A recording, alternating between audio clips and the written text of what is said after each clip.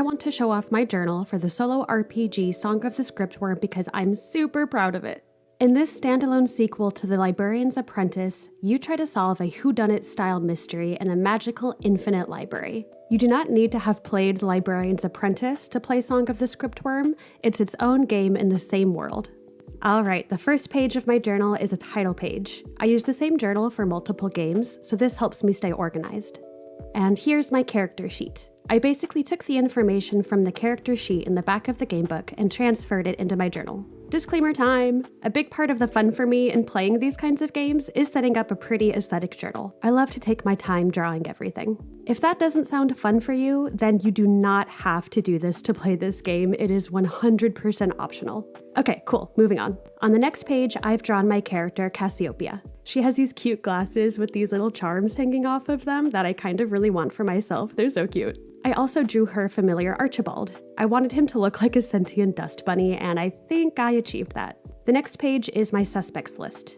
Every time you find a clue in the game, you write it here. The opposite page is my location notes page. This is essentially a table of contents. Each location is like a chapter. Turning the page, I have more information written about each location as well as a little illustration to go along with it.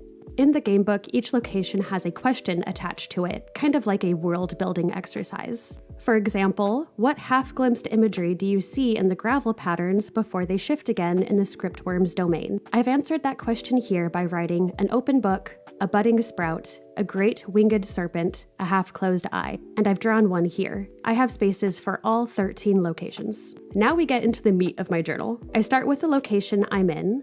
Then I write down which cards I pulled and their correspondences. Then I write my interpretation of the cards. From there, I journal about my experience that my character had. If I meet an important character, I might draw them too, like I've drawn the Scryptwyrm here. When it's time to do an investigation check, I'll write that down too. I'll also write which skill I used, what I'm trying to accomplish, and the result of my dice roll. If I find a clue, I'll journal about how I did that and what exactly I found.